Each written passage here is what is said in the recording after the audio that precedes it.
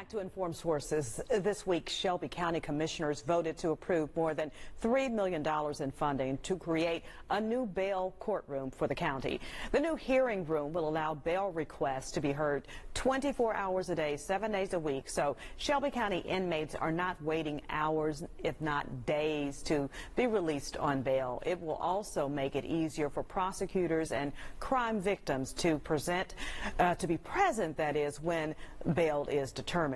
Now, I heard from several sources that even the current district attorney, Amy Wyrick, and the district attorney-elect, Steve Mulroy, are both behind this. Why was this needed so much? Commissioner Turner, I'll let you take this one. You're the lawyer. Right. Well, you know, everyone knows you don't have to be a lawyer to know that you have due process.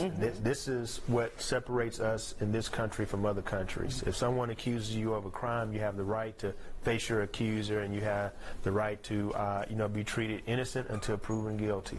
And so when we look at bail reform and having a hearing in a court, this is essentially what due process is. And so it allows those individuals who are being detained in the jail at 201, haven't been convicted of a crime yet, they're not in the penal form, they're just in jail, holding until trial.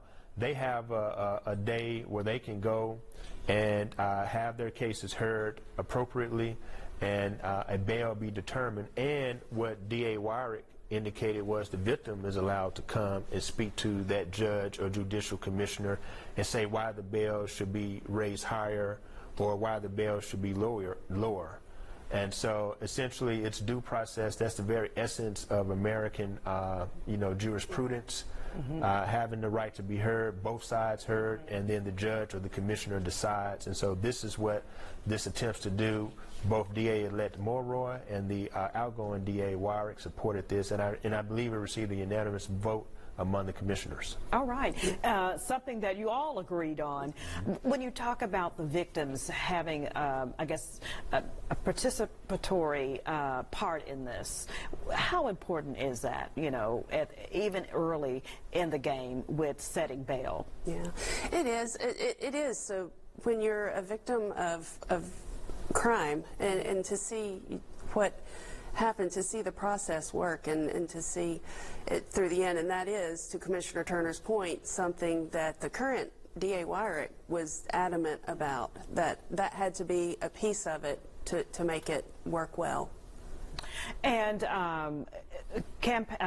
during the campaign, DA-elect Steve Mulroy, he campaigned on kind of reshaping the criminal justice system and the way the DA operates, the DA's office operates. Do you think this is like the first step in what we might see when it comes to changes in that office? Yeah, and I think it's a good change. Again, the whole essence of our system is to allow individuals to have their day in court, to allow the voices of those who have been harmed or who have alleged to have been harmed, the victim, have their voices to be heard, and the judicial commissioner or the judge hears both sides and makes the call. And this is not something which is being done now, where it's just I was going to say, tell us what that process looks like now. Right. So if someone is picked up, the judicial commissioners work overnight while the courts are not in session, and so they may be brought in on a weekend, 2 or 3 in the morning, and there's a bail that needs to be set, so the person could potentially get out. If not, they have to stay the weekend in jail. And so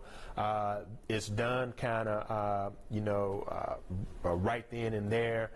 There's not a hearing day set. There's not a separate courtroom set. There's not a record that's made that can be reviewed later.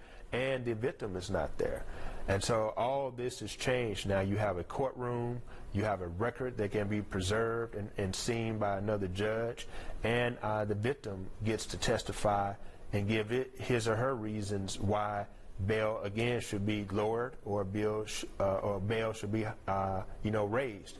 And so I think this gives due process to an aspect of the criminal justice system which needs it, and I think that's why you saw both DA-elect Mulroy and DA Wyrick support it, and I think that's why you saw all the commissioners give it a unanimous vote. It's the right thing to do. I know it's going to cost some money, but if we can... Because you have to build a new facility, well, have a new facility. Right. I don't know if you have to build it, but you have to set it up. Right, yeah. Okay. But if we can give justice to one individual, then it's worth it, because that builds confidence back in our system, and a lot of individuals in the community don't have confidence in the system, so this will help to build it back. All right, a win-win for everyone, it looks like. Yes, ma'am.